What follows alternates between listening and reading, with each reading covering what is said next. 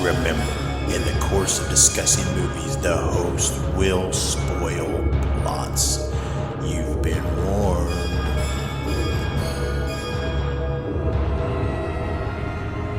Listen to their screams.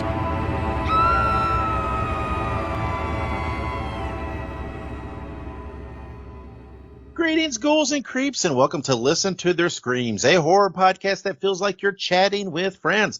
I am one of your friends, Dave. We're joined as always by our other friend, Ike. Ike, how are you?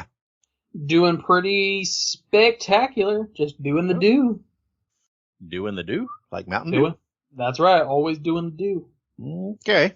Well, you do you doing the do, I guess. I don't know. I don't know what to make of that. But here we are with our first movie review of 2024. Today we are reviewing Night Swim, which is out in theaters right now. Before we get there, we have got a lot of stuff to talk about and do. Let's open by, as we always do, thanking our wives, Monica and Kayla, for all that they do and all their support. Like I say, they will be on soon for a wives rebuttal. I think they're planning their strategic attack and what they want to throw at us and what they want to discuss. But they will be back on soon to rebut, whatever it is. Something that we have said. There's just so many things to choose from. But before we get into all the usual business, Ike, did you watch anything this week? I honestly I have, but none of it was horror. I get on these kicks where like I'll like watch like random stuff. So one of the things, I went and watched Aquaman, which is not at all a horror movie. It was pretty good though. Definitely different than a lot of the other stuff that DC's been putting out. And I think it's because James Wan, who is a fantastic producer, was working on that. And then let's see, what else have I been watching? Honestly, not a whole lot else. I've been watching this show called On Patrol Live, which is it's like Cops, just newer. Oh boy. So I mean, it's entertaining because there's a lot of very interesting people on that. But I guess that's real life horror, maybe. Yeah, can be. Let's see. Did I watch anything? I don't think I watched anything horror. I mean, here we are, a horror podcast. So we didn't watch much horror. Wow. We'll get back in that groove. We're coming out of the holiday slumber here, and we're trying to get back in the groove of things. And no, I don't know, watch some of the usual stuff that I watch repeatedly, and everything else. Been super busy, with work and different things. So no, but I will get on the swing pretty soon and start watching some horror stuff again soon. So, okay, well, that was a relatively boring little part. Hopefully that's not what people turn into. Hopefully there's not people that just tune in just for the what did we watch, and they're like, oh, fuck this, we're out of here now. But hopefully they stick around, because now we're going to jump to our weekly segment. Top 3. And this week, we're back to the one that started it all. We have a top 3 in honor of our movie that we're reviewing today called Night Swim. We are going to do our top 3 favorite water-based horror movies. And, while kind of looking over this and whatever else, I realized a couple of different things here. There's quite a few horror-based movies. Horror movies. Oh, yeah. And 2, there's not a lot of them that I would say that I just absolutely over the top love. There's a whole lot of, oh, that's pretty good. It's not too bad. It's okay. I like that. But it's so many of them blur together. It's like, I don't know. There's not a lot of them that jump and stand out as unique or different for me. So I don't know. I don't know if anybody's going to be surprised by my top 3. I think I say that every time. I'm that predictable. I think people, the Vegas odds, people know what my top 3s typically consist of. So I was gonna say, I'm pretty sure I know at least 2 of them. I bet you do too. I venture to guess anybody that's listened to the show for any time. Definitely one of them, because one of them, I don't know, it seems like I put it on about every list I can. But let's jump to it. I will start with my number 3. This is the one that maybe people wouldn't realize, I guess, but from 1978, Piranha. This is the original Piranha, and I like it. It's goofy, it's fun, it's got a little bit of whack. Piranhas are, while they are misinterpreted animals or beings, Very much so. they, when I was a kid, piranhas were terrifying because we thought they were one thing, and that's what we truly believe. So. The movie Piranha always gave me lots of chills. Not so much anymore, but it's still got a lot of nostalgic feel to me. Have you seen the original Piranha? It's been a very long time, but I have seen it. I've also seen a lot of the remakes and stuff like that, but yeah, I have seen it a good number of years ago. All right. Well, I very much enjoy Piranha, the original. So. I was gonna say, yeah. I was just gonna add one thing. It's just one of the things that, like, because I do like Piranha, but like you said, it kind of makes me feel bad for piranhas because piranhas are kind of made into pariahs when they're really, yes. I mean, they're not like that typically. Yeah, I don't know, man. When I was a kid, piranhas were utterly terrifying between TV shows and movies and cartoons. I mean, they literally depicted that, if a piranha came within striking distance of you, they were going to eat you to the bone and leave the water a bloody mess. So, well, and if I'm not mistaken, I could be completely wrong. So if there's any marine biologists out there, I don't think that they typically eat humans. I don't know. I can't even imagine a marine biologist listening to us, but I guess never say never. But I'll have to ask Kayla because Kayla is a biology major. She is not a marine biology major, but she is a biology major. Well, there you go. All right. Well, then let's move on. Ike, what is your number 3 favorite water-based horror movie? All right. So with a little small clarification, I tried to go with, like, specifically not animal-based or aquatic horror movies. And the only reason I did that was because I knew Dave would put all of those on his list. So I chose my number 3 as The Deep House. So The Deep House is a 2021 found footage horror movie where basically, I mean, it's a haunted house movie underwater. The whole concept is basically that these two divers go to a remote French lake and they find a essentially completely intact house under the water. They dive down and they find out that, well, it's haunted. There's a reason it's under the water, and it's kind of an interesting story and everything else. And it's very technically miraculous because all of the movie is shot underwater. So and the ghosts and stuff like that, they don't have they don't have oxygen tanks on, obviously. So it's very curious how they were able to achieve this from a technical scale. And also the movie's I mean, it's a huge house. I mean, at least, retrospectively speaking. So it's just very curious how they were able to achieve this. And so I really enjoyed the movie. So that's my number 3. Yeah. That is, it's a pretty creepy movie. It's a very unique concept. It is one that did pop to mind when I was thinking over this, but not enough that it broke my top 3. So fair enough. Yeah, there you go. But let's move on. Then my number 2 favorite water-based horror movie is from 1954, Creature from the Black Lagoon, or Creature of the Black Lagoon, and from the Black Lagoon. And this movie has always creeped the flip out of me, and for so many different levels. But the one scene where the lady is swimming in the lagoon and the creature is swimming on his back underneath her. She's on her back, he's on, so she can't, she can't see him, but he's just like just a couple feet away. And that just creeps me out so much. And I don't like swimming in lakes. I don't like swimming in things like that because it's like you don't know what's right underneath you.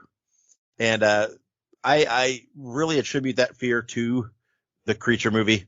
And no, it just creeps me out. That whole being there, not knowing what's right there, and maybe it's Gilman ready to grab and pull me under. But this ties into my love of the Universal monsters. Creature was always one of my favorites. It is an outstanding movie. The sequels, I like the sequels too. There's one where they capture him and run experiments on him so that he can actually walk the land and all this different stuff, and it's pretty wild. But the first one is absolutely a creepy classic for me. Very good. I have seen The Creature in the Black Lagoon. I actually, I think we talked about this not too long ago, because I think they're making a remake of it. But yeah, I have seen this movie and I did enjoy it. Obviously, it has that old timey feel to the movie, for lack of a better phrase. It's not necessarily a bad thing. It's just that's how the movies were done back then, and I think it holds up as a pretty solid monster movie. So I do like the movie, and I could definitely see that. I mean, I know why it's on your list for sure, but I could definitely see that being on somebody's top 3. Yep. No, I don't think it's any surprise it's on my list. So, but let's move on. Ike, what is your number 2? My number 2, and this one might be a little bit of a stretch, so I apologize in advance.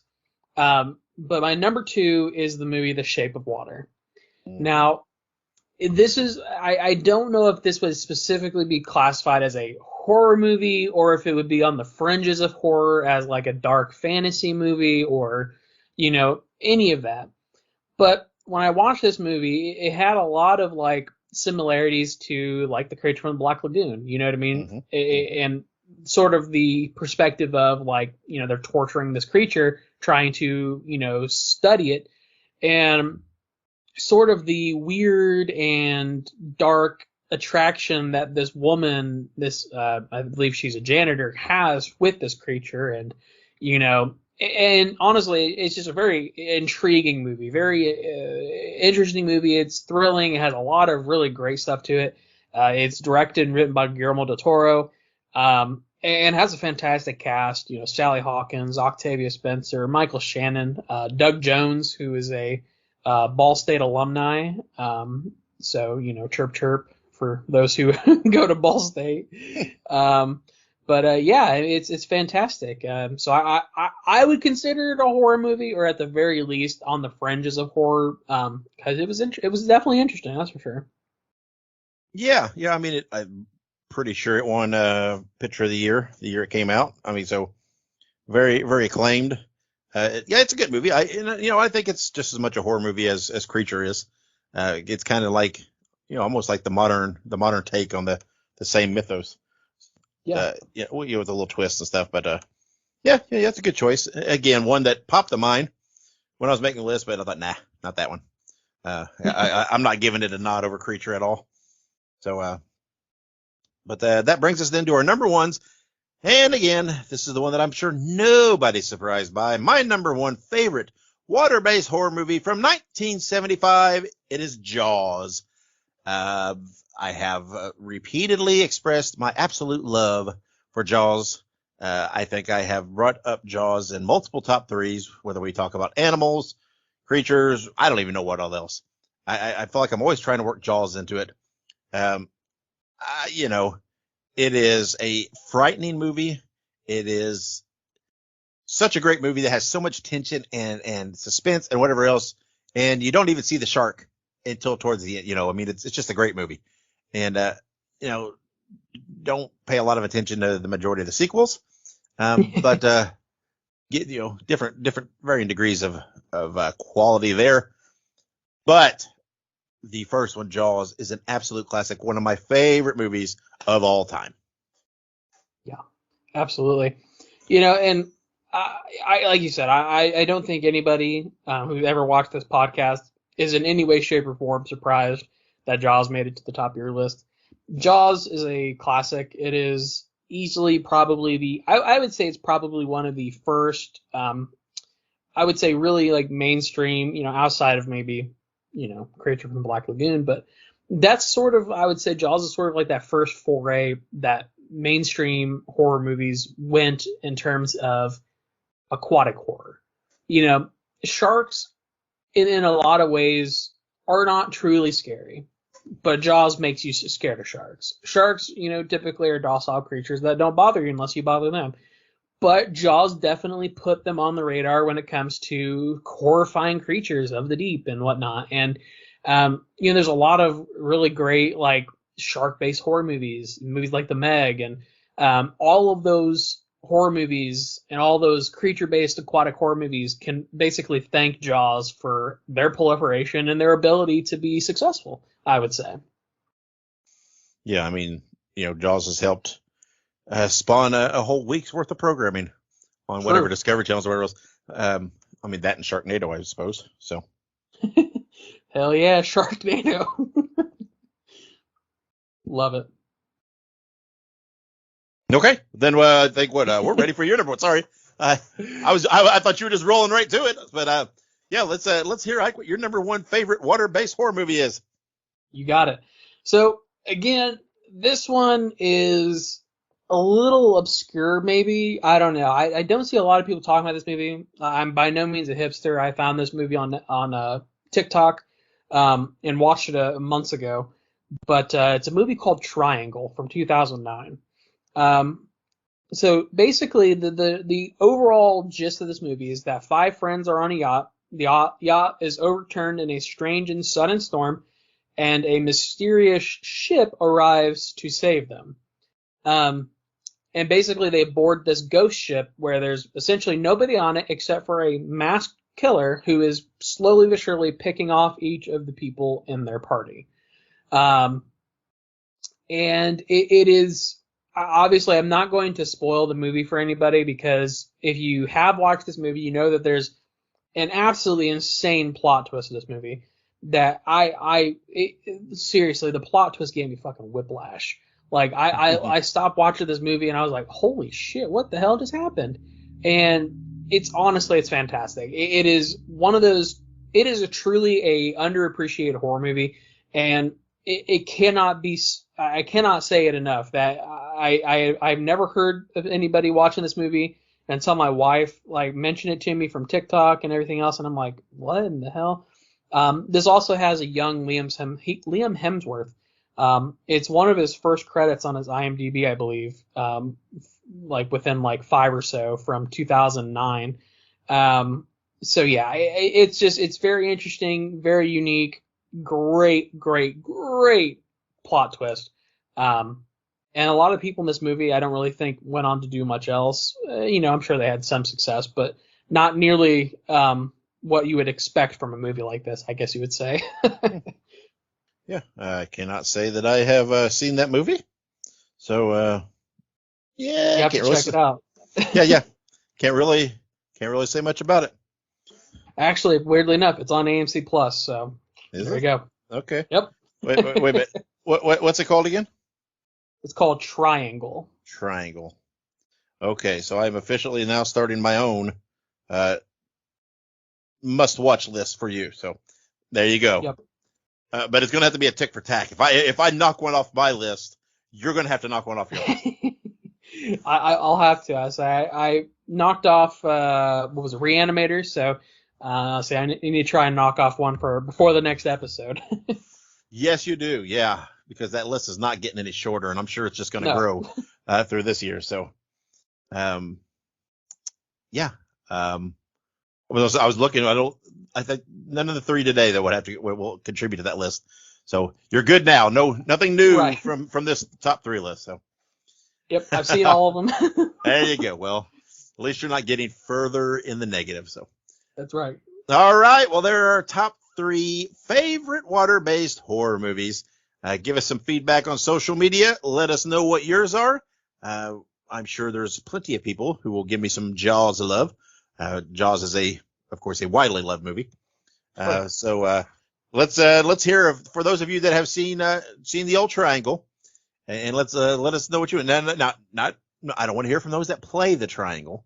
We're very proud of you, but that's not what we're asking for. So anyway, let's take a quick break, and when we come back, we'll have our news, birthdays, anniversaries, and all that stuff. So stick around. make sure you subscribe to Listen to Their Screams on your favorite podcast platform. Also, make sure you look us up on social media. We're on Facebook, Twitter, Instagram, Letterboxd, TikTok, and Slasher.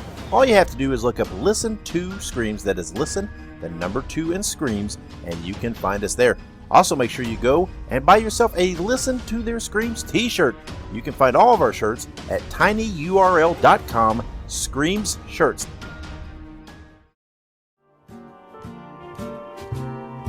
Spread the news. Spread the news. Spread the news. And we're back with the news. Starting us off strong, Netflix has announced that production on the Stranger Things Season 5 has begun as planned.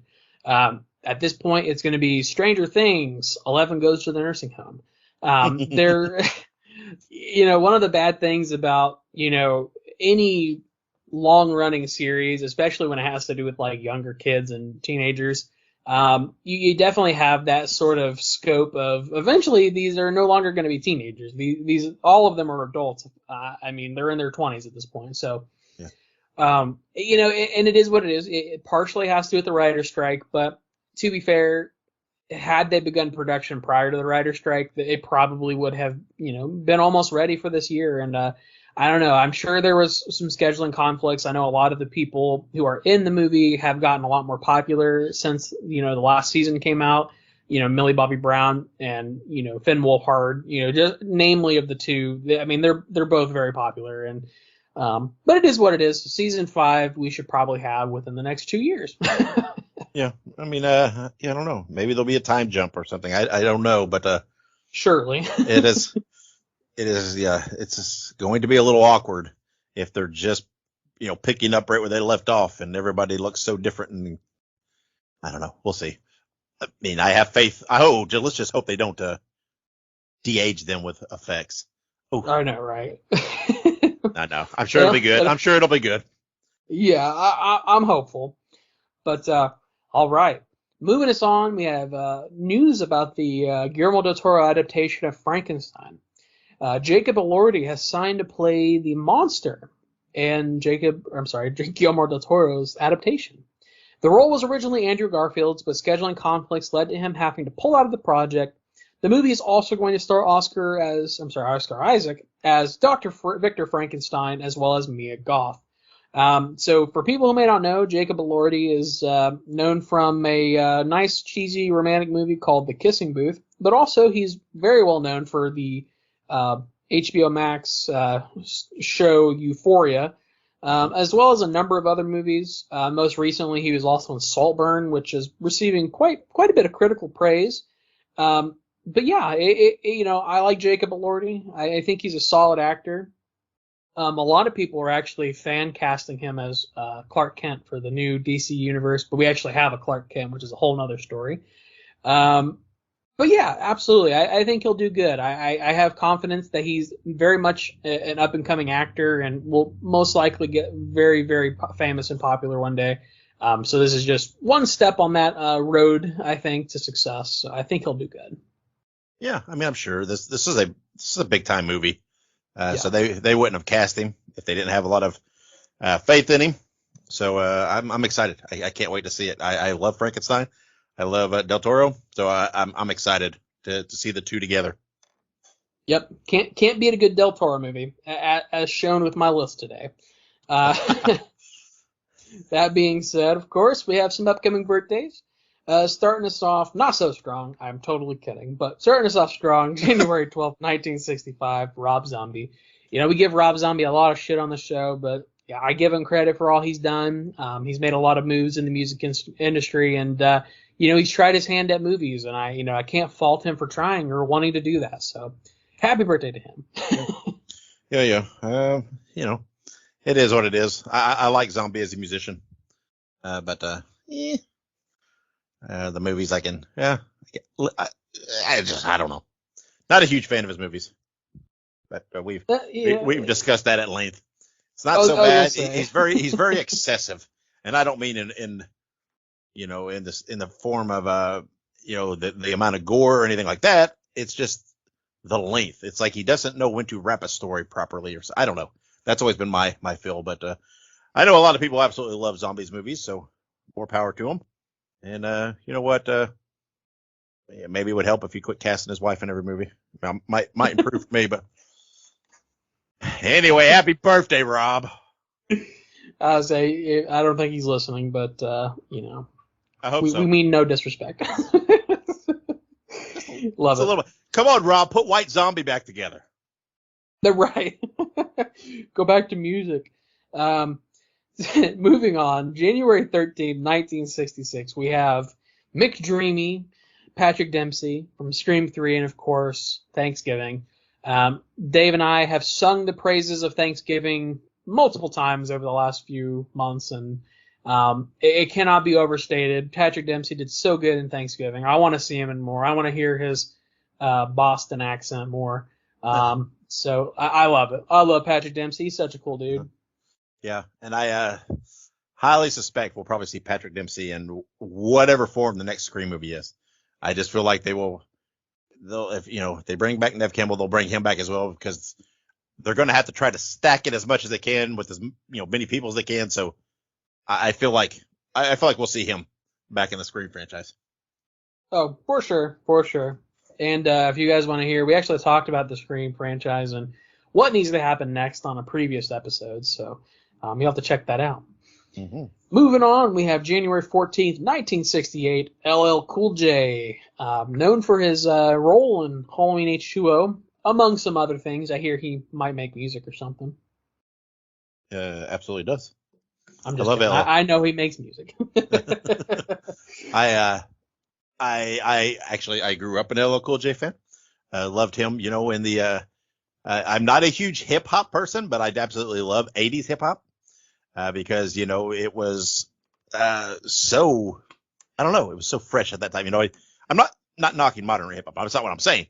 But, I grew up a fan of Run DMC and the Beastie Boys, and LL Cool J was part of that. I loved him, loved his music, and remarkably so, I love him even more as an actor. I think he takes the right parts for him and just knocks it out of the park. And I don't care if LL Cool J I don't care if he ever does anything else in this world, period, productive or creative. God bless him forever for being in Halloween H2O, which we have sung the praises of. And he was an absolute shining moment in that movie. Absolutely. I did like him in that one. And I don't know, they just did really good, I feel like, with the casting of that movie and of Resurrection. I do not care what anybody says. I love Halloween Resurrection. I will sing the praises of that movie as well. Whatever.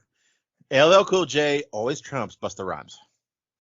Listen, always. Busta Rhymes has the best, and I mean the best, line in any Halloween movie ever.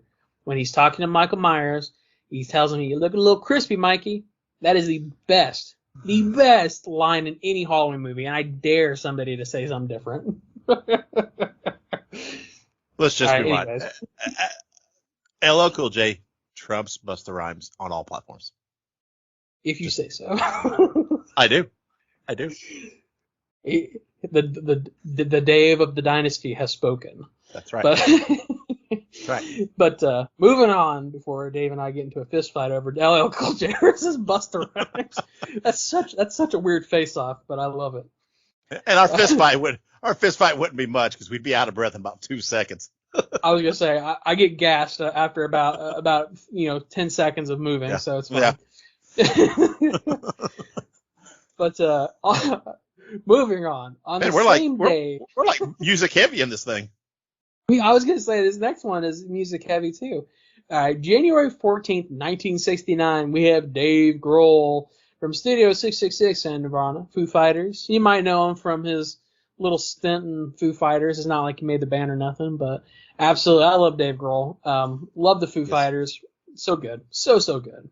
Yeah. I obviously love Nirvana. One of the, a great band from when I was a kid. I love the Foo Fighters. Dave Grohl is such a cool guy. He's just so awesome, so amazing, so rock and roll. So I'm so glad. I've still not seen Studio 666. I intend to, just never have seen it. but I'm so glad he made a horror movie just so I could put him on this birthday list. And, because Lemmy's the only one that got the pass with no connection to horror per se. But Dave Grohl fits on the list. And in making the list, I was absolutely stunned to see, though, that Dave Grohl is only a year younger than LL Cool J. That doesn't seem right to me. But Yeah, I don't know. It's a little weird. But I mean, I guess it does make sense though, because LL Cool J, he broke big in the mid to late '80s, and Dave Grohl was already playing in bands in the late '80s, and Nirvana broke big at around '90. So it's not like their careers started that far apart. So I guess it does. But for some reason, in my head, LL Cool J seems so much older than Dave Grohl. I don't know why. Maybe it's just Dave Grohl's eternal youth. That's what I was gonna say. Dave Grohl is just a very young looking individual. Actually, I saw a video of him. I can't remember which reporter it was, or basically someone he was at an event and he started running away from this reporter, jokingly, of course. No, it was Ryan Seacrest, and I think he was running away from Ryan Seacrest, and Ryan Seacrest was just like, I'd run away from Ryan Seacrest too. I mean, fair. He's a little weird looking, but anywho, I love Dave Grohl. He's such a fun guy. I mean, he does so much cool stuff at his concerts too. Yeah. I actually, weirdly enough, Dave has been to a Foo Fighters concert. Absolutely, of course. I've been to quite a few concerts, but Foo Fighters was a good show. Love Foo Fighters. Anywho, moving on. January 16, 1948, John Carpenter. He is known, of course, for Halloween, The Thing, The Fog, Christine, and a number. On and on and on and on. And I don't think it can be understated. I would venture to guess that if Dave and I were to sit down and do like top 5 horror movie directors of all time, John Carpenter would probably be on both of our lists. John Carpenter would probably be my number 1. Just off the top of my head. I mean, because you take those 4 movies right there you just mentioned. I love all 4 of those movies. I mean, like, really love them. I mean, those are classic movies to me. And that's not even digging in deeper into his catalog on other things he's done. That's not even to mention his his musical and scoring stuff he's done. Obviously, for different movies, but obviously the Halloween theme and everything else, but dude is just John Carpenter is incredible. Absolutely love John Carpenter, and yeah, like you said, I would have to think about it, but I think he would probably be close to the top for sure, if not top. But anywho, another a wonderful director who I think would also probably be in my top, or he might not be a director specifically, he might be writing and producing, but January 17, 1977, Leigh Whannell, who helped create the Saw franchise. He's also responsible for quite a bit of the content from the Insidious universe. So, him and James Wan worked hand in hand, and James Wan is another one who would probably be in my top 10 as well. And just Leigh Whannell's so fantastic. Love him. He plays Specs, of course, in the Insidious franchise, as well as his producing role. And he also plays... I think his name's Adam in the first Saw movie, right? Yes, correct. Yep. Love him. Yeah. I love Leigh Whannell. Very much a jack of all trades. Yeah, absolutely. Had his involved in several different franchises and films and does lots of things. But yeah, kind of created the Saw franchise. I think with James Wan, I think they both did it together. But stays very involved in that franchise all the way up to now. So. Quite the talented dude. Absolutely. All right. So now we're on to some upcoming movie anniversaries. Starting us off strong, January 13, 1939, Son of Frankenstein. I have seen the original Frankenstein, and I do even believe I've seen Bride of Frankenstein, but I have never seen Son of Frankenstein. So I'm sure Dave loves this movie, though. I do, yeah. Son of Frankenstein is, it's one of the better Universal movies. One of my favorites. It's a great movie. Yes. Good stuff. And then January 13th, the same day, about, 50 years later, we have Pumpkinhead. I love Pumpkinhead. I have not seen Pumpkinhead in too long, but it's such a cool movie because the Pumpkinhead monster is very unique. And I love to see somebody do a remake because I feel like with modern effects you could still do a practical Pumpkinhead, but it would probably be enhanced by a lot of the more modern technology, I think. Yeah, I like Pumpkinhead too. I think I just rewatched this sometime during the fall, around Halloween. So, and it's been a while since I'd seen it before that. But yeah, it's a fun movie. And I do like it for very different reasons than Son of Frankenstein. But I do love them both. So. Absolutely. And then another, again, kind of a weird entry. I've seen this movie too, but January 14, 1981, we have Scanners. So I have seen Scanners because there's like an infamous scene in Scanners where like the guy's head explodes, and like his eyes are like bulging out and stuff. And it's very interesting. It's a very interesting movie. It's very unique.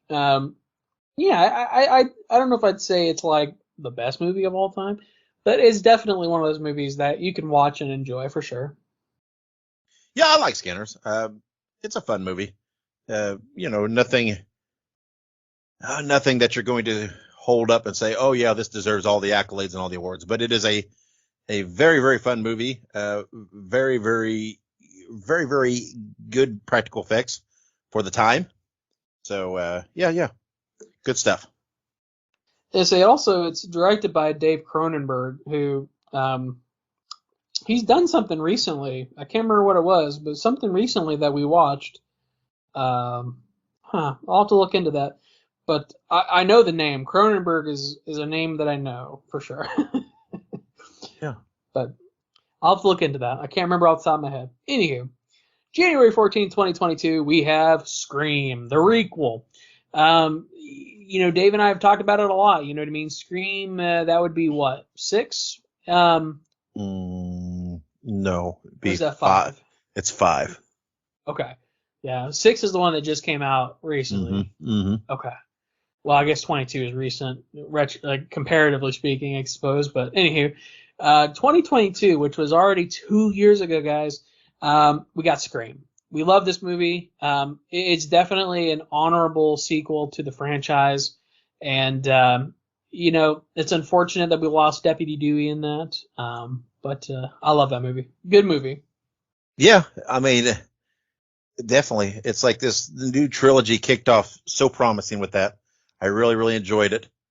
And then 6 came along and I was like, it's okay. It's got some moments, but, But then I was excited about 7. Thought, there's lots of things they can do, lots of places they can go, and then we're not going to dive into that again. The mess that has become, and it's like we as fans we don't have any idea what to expect.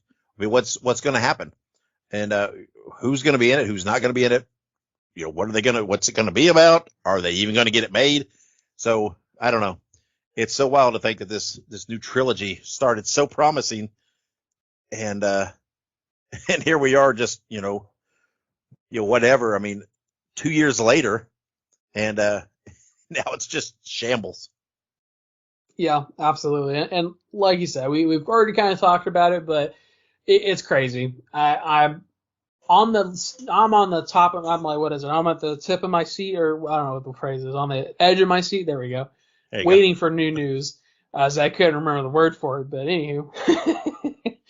I'm waiting. I'm hopeful. I'm optimistic, but I'm also very realistic that these studios are a little behind the times, if you will. So we'll see. Moving on to our last anniversary, January 16, 2009, My Bloody Valentine, the remake.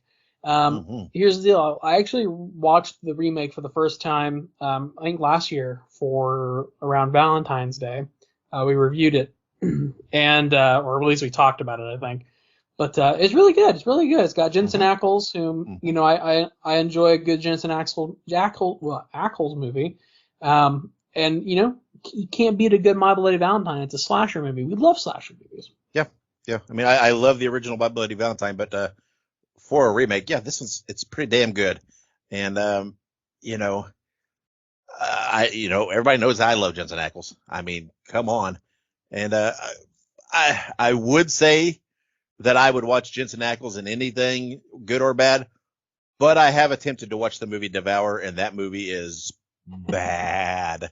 Oh, I didn't even finish it bad. I don't know. Somebody tell me if you like Devour, because I couldn't get through it, even with Jensen Ackles. And but anyway, I do love the My Bloody Valentine remake. Yes. Very good. But all right. Other than destroying Jensen Ackles' career one by one, no, I'm just kidding. I think he's doing all right. I think he is. I think he's doing just fine. But all right. So we have some upcoming releases. We have the first one here, Destroy All Neighbors, coming to Shudder on January 12th. It is described as a struggling prog rock musician, William Brown, finds himself in a living nightmare when he accidentally kills Vlad, the neighbor from hell. Love a Shudder movie. Can't wait to see what Shudder has for us this year. And yeah, this is just the beginning, so I'll definitely give this a watch. Yeah, me too. It sounds fun. I've heard lots of buzz about this and everything else, and I think this one's going to be a fun movie to watch. Awesome. Then we also have Here for Blood, another streaming release, coming to theaters, video on demand, and Screambox on February 9th. The slasher is described as a down-on-his-luck wrestler and his girlfriend are having trouble making ends meet. When the girlfriend finds herself overwhelmed by exams, the muscle-bound wrestler steps in to cover one of her babysitting gigs. If I had to guess, probably going to be a slasher-esque movie where the boyfriend steps in for the girlfriend for like a babysitting gig, like it says, and somebody probably tries to intrude on the home, and he basically takes charge. Yep, I totally see this playing on the trope of the babysitter killing babysitters and everything from the old slashers, But this time, when they go to kill the babysitter, it's going to be a muscle-bound wrestler. So I think it's going to. I see some comedy in there, mixed in there, or whatever else. I like it. If that's the way it's going to go, and that's just again my guess from hearing that description. I think that sounds like a pretty cool little twist that could be fun. Actually, I just pulled it up because I always pull these movies up because I never heard of this prior to this conversation. So the guy who plays the wrestler, which the character's name is Tom O'Bannon, his name's Sean Roberts, and I knew I recognized him from somewhere. This guy plays Albert Wesker in the Mila Jovovich Resident Evil franchise movies, so automatically makes me super stoked for this because I think he's badass. I think he's really cool. I think he was a great Albert Wesker. So yeah, I will definitely be checking this out. 1000%. Yeah, me too. It's a slasher. It's no matter how much it's in there, it's got some wrestling involved in it. So yeah, right. You've got me hooked. Absolutely. But all right, that pretty much ends us off on our releases, anniversaries, birthdays, and news. A lot of good stuff this week. A lot of really cool little tidbits and news and releases. It makes me really excited for the new year and excited for all the really cool shit that's going to be coming down the pipeline. So with that in mind, if you guys want to keep up with us on social media, make sure you do that. Like, subscribe, follow us, all that good jazz. It's obviously appreciated. And you know what they say, cool kids don't do drugs anymore. Cool kids follow, listen to their screams on all of your favorite social media platforms. So stick around as we finish off the episode with our official review of Night Swim. Listen to Their Screams is now a Fangoria collaborator. Get 20% off your order at shop.fangoria.com by using the promo code LISTEN2SCREAMS at checkout. That is listen, the number 2, and screams. Or you can click the link in the show notes. All right, and we are back here on Listen to Their Screams. It is review time, and we are reviewing Night Swim. Released January 5th, 2024 in theaters. It grossed $11,797,155 domestically in its opening weekend. That was good for number 2 in the weekend behind the movie Wonka. It was written by Rod Blackhurst and Bryce McGuire based on their 2014 short film, and it was directed by Bryce McGuire, starring Wyatt Russell, Carrie Condon, Mille Hofferly, I butchered that name, and Gavin Warren. It is described as a woman swimming in her pool at night is terrorized by an evil spirit. Boy, that is as basic a description as you can get. And I guess while not false, it is not very detailed. And here's my thing with Night Swim. I was hopeful. It's a Blumhouse movie, and I really felt like you mentioned last episode, the trailers didn't really knock my socks off. While the movie wasn't horrible, I did feel a touch disappointed. It had some moments. Wyatt Russell was just absolutely spectacular in the movie. I love the fact that he was a former baseball player. Once again, you throw a little baseball into the mix, it makes me happy. But he did a really good job. I kind of liked the concept of this, the magical water and the making of a wish, and that there was a natural spring there and all that. Some of the setup and concept was okay, and I liked it. There is a lot of folklore and a lot of mysticism and a lot of whatever you want to say surrounding water. Water is obviously always symbolically, symbolic of rebirth and a restart and a refresh and what have you. So I like that, but I thought there were kind of times the movie it kind of drug a little, it kind of went a little long. The parts with some of the scares in the pool were pretty good. There were some moments where it was, there was some decent little scares. But they were, I don't know, it needed a little more tension and stuff for me, I think, and there a little more of that. They went used the person swimming, thinking they see someone on the edge of the pool like 2 or 3 times. And I thought, man, I don't know, it felt like they reused that. I know the girl early, did it, and then but I felt like they used it too many times. I honestly, when this movie was going and it started where you kind of had a sense that it was going a little bit, I honestly thought that because he got in there, right, and started feeling better and started healing, I thought they were going with some form of a Fountain of Youth type deal. Right. So not exactly where they went. They went with the wish thing, which I get because it does give them the option that there's a way to break it, right? Because, and again, the mysticism of a quote unquote wishing well, sometimes things go bad with your wishes. The only ways to undo this sometimes is to unwish it. The person making that original wish has to take back the coin or whatever and unwish it sometimes. So I understand the concept. It's okay. But again, I don't know. It just needed a little more something for me, and I don't know what they could have put in it. I don't want to sit here and blame it on anything to do with a limited set thing, right? Where your majority of your actions taking place in a pool, so it was limited.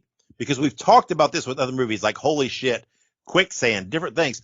There could be one set movies where things take place primarily in one that really accomplish it and are really creative. I think if you want to say that the majority took place in the pool, so that limited, I think that's lazy. That's, to me, is not, don't use that excuse. That just means I'm not saying the writers of the studio have said this, but I'm just saying then if that is any kind of reasoning, or if it's just lazy, then be creative, or maybe just understand that, okay, if it's not working for you, maybe it's not the right idea for you.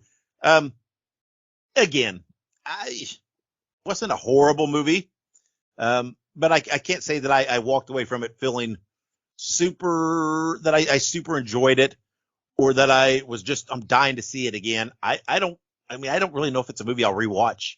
I just don't know that I have any desire. I think I've seen it, and there's not much there that just, I don't know, that makes me want to see it again. And I don't know. It's the fear that you expressed, Ike, when you said that you were afraid because the trailer didn't really hook you, didn't really knock you back, didn't really impress you.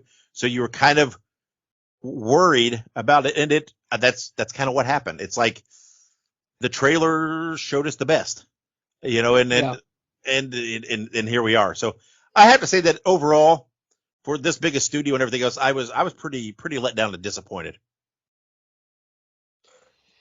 Yeah, and notice the deep breath there, because here's the deal. It wasn't a bad movie, but Dave basically nailed it on the head, because I said it before, the trailer did not knock my socks off. And not to say that every single horror movie that we review has to have some like fantastic trailer that just absolutely blows you away. Because, you know, sometimes legitimately the trailer might not be the best, but the movie and the product might end up being so fantastic that you're like, okay, yeah, the trailer was just a bad choice on whomever edited that together. That happens, you know. But I think the thing to remember here is that the movie, while it was not horrible, did not have the payoff that I wanted. It was not creepy enough. It was not scary enough in a lot of ways. It didn't have that level of, like, maybe not necessarily like violence per se, but I did expect there to be a little bit more action in a way, if you will.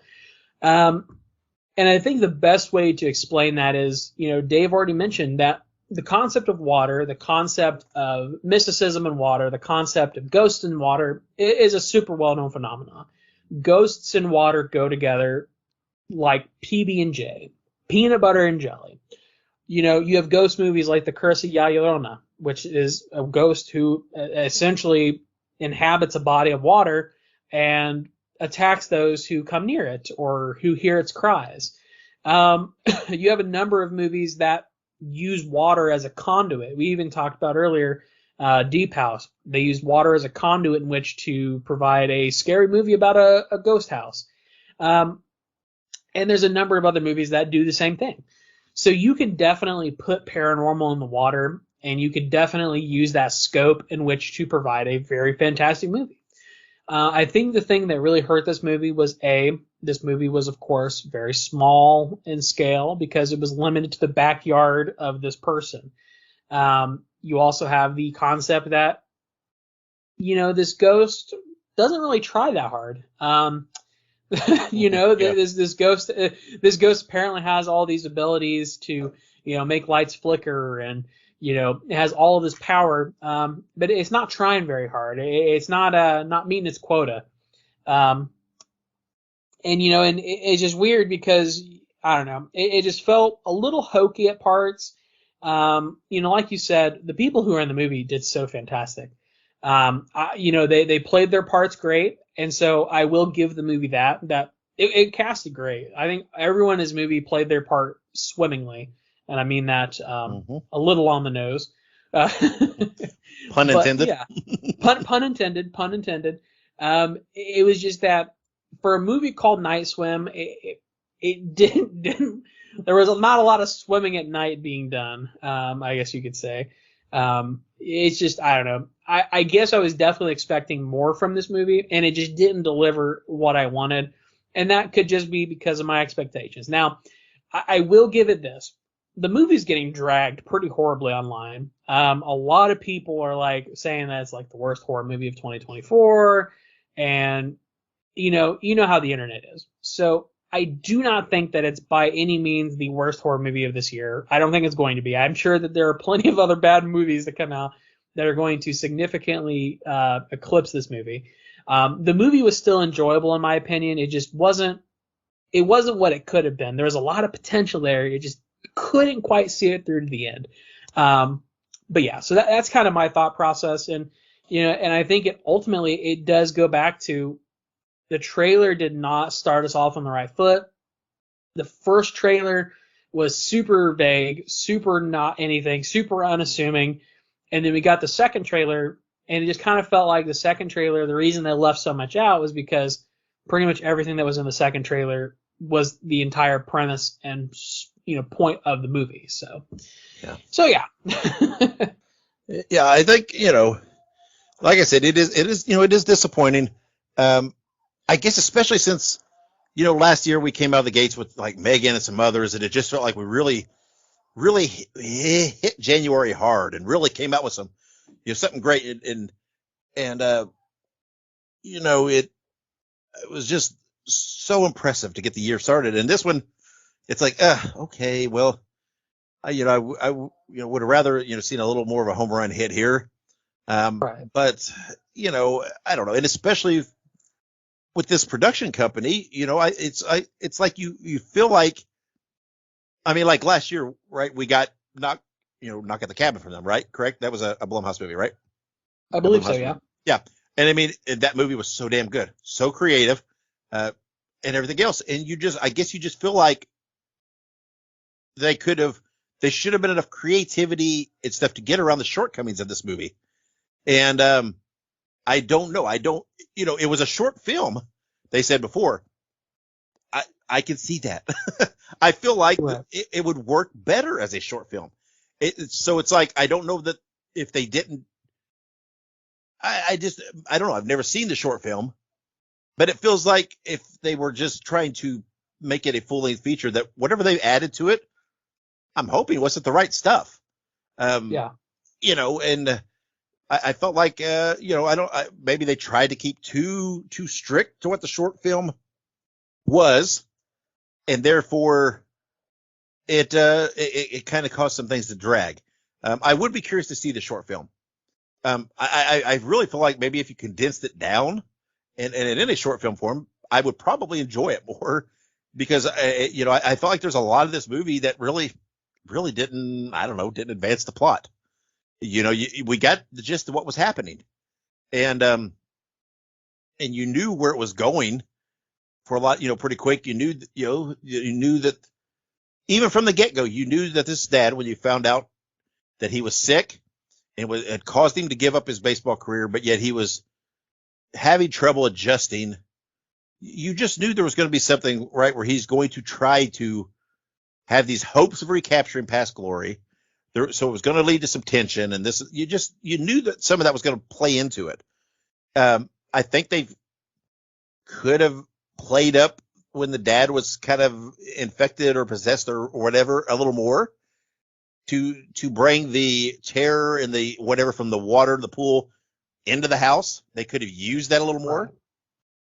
Since it was pooling from this old spring and this freshwater spring or whatever it might be, you could have somehow had it where it tied into the water in the house too, to bring it into the house, to broaden it a little more, to give it a little more, just a little more scope, a little more, depth to it. Because, like I said, it had some moments where it was, was pretty decent, but I just don't feel like there was enough meat on the bones to really sustain it for whatever, an hour and a half, hour and 40 or whatever it was. It just, I don't know there wasn't enough there. And, it's like, the girl had the boyfriend on the swim team, and I don't know. I guess I felt like he was going to be a bigger part of it because I thought, here he's, they portrayed he was a Christian. So you would like to think he's a good guy. He's on the swim team. So I thought, okay, so he's a strong swimmer, this and that, blah, blah, blah. I thought he'll play into it really big time somehow towards the end. And, I don't know. It didn't happen. So it's like, I don't know. It had some peculiar parts that, I don't know, felt weird to me. Yeah. And that's a big thing too, is that I think that because the movie wasn't terribly long, and that's the thing too, is that we, Dave and I've talked about it extensively. We don't like it when movies are, 2 hours long and have no substance. So the movie was only about I think an hour and a half. But I think this movie genuinely could have used more time. And I don't always put that lightly, but I felt like there was a lot of things that they could have added to it. Like you said, maybe that the boyfriend was supposed to have, more of a purpose in the movie. And, I think it would have been cool for them to maybe touch on and explore some of the previous victims of the pool. We only really talk about the one, which was the little girl who drowned. So I think that they could have definitely touched on more of the victims. And I think that would have been, great, because I think one of the scariest things about, I guess, in this case, the pool, is that it's taken many, many people. They very quickly flash through some like proof of these people. And they also, at the end, at the climax, they showed a lot of these ghosts in this underwater, area, fighting to keep the kid there and whatnot. So, I think that, excuse me, putting some more into it to maybe focus on those other ghosts and spirits, and maybe seeing more from those spirits, because basically whatever entity is trapping these spirits also uses them to keep its victims there. And I think that could have been used a little bit more. It would have definitely provided some more mystery and variety to the victims and the current victims. And it was just very peculiar. What we got, just again, I think it just always boils back down to there was a lot of potential there, I think, and it just didn't quite execute where I wanted it to. And like I said, I don't say it often, but I think this movie could have been a little bit longer, just a little bit. Yeah, I agree. So let's rate this thing. Man, I don't know. I hate to do it. I really, really hate to do it. But I think as we use 3 as the basis for a movie that we enjoy, but not overly, we don't think it's a top flight movie, but they're just right down the middle enjoy.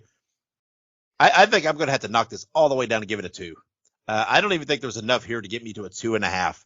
A few tweaks here and there, it would have bumped it to a 2.5. But I really kind of felt, I kind of felt bored in parts of this movie, and it just wasn't enough for me. So, unfortunately, I know I don't go this low very often, but I think I'm gonna have to give this thing a 2. I don't think I would quite give it a 2. I think that I would give this right down the middle at a 3. And the only reason I wouldn't give it less than a 3 is just because I still enjoy the movie. I would rewatch this movie. I maybe wouldn't seek it out, but like I would rewatch this movie. If someone was like, hey, I'm going to put on Night Swim, you want to watch? I wouldn't say no. So I think I have to go right down the middle and give it a 3. It was by no means a perfect movie. It was by no means the best movie I've ever seen in my life, but I think it was a worthwhile watch to some degree. So to me, it is a 3. Interesting. Yeah, I don't. I think if somebody said, "Hey, I'm putting Night Swim on. Do you want to rewatch it?" I'd be like, "Oh, look at that! Time to go."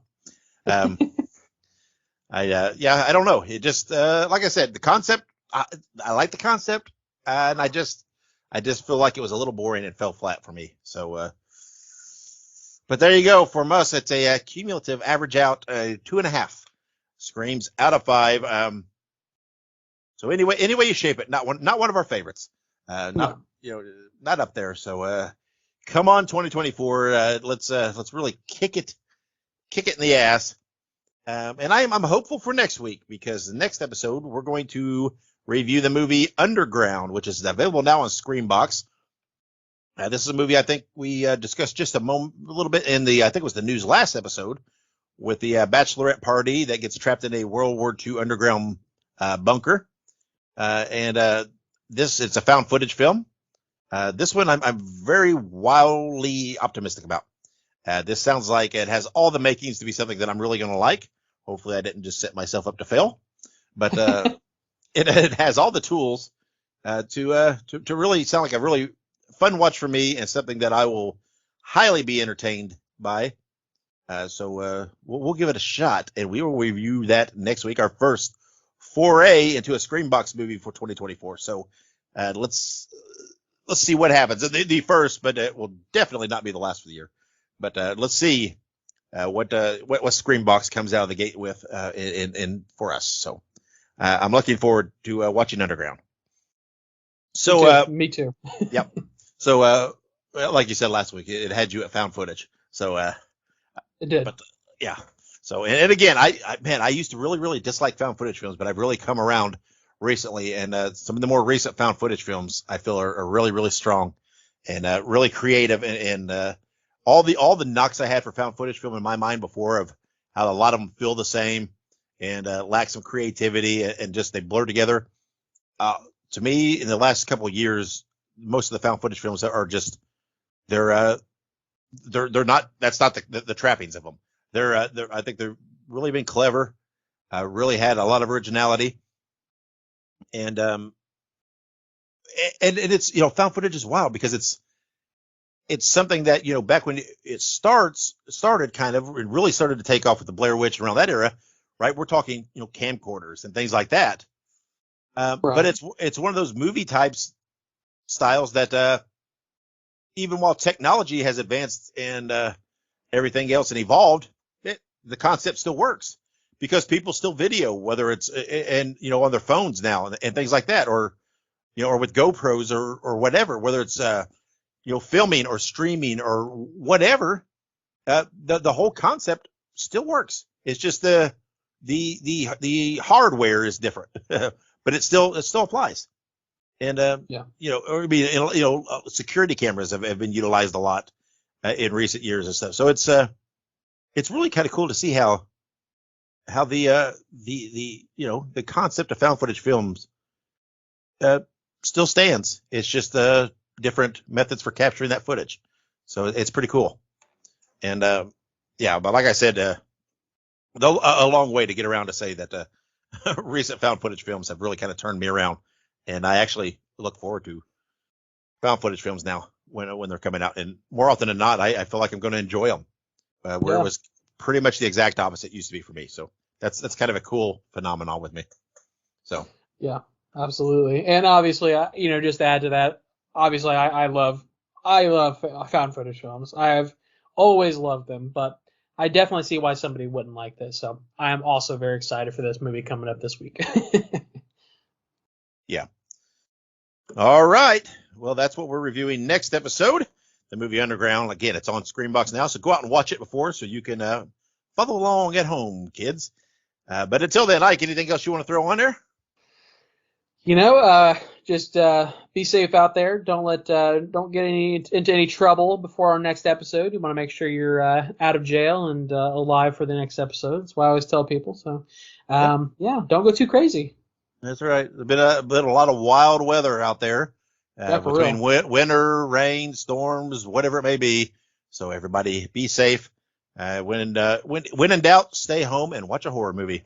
That's what I say. So that's it. Let's close it up for another week. And until next episode, wherever you go and whatever you do, be good, be safe, and always have many pleasant nightmares.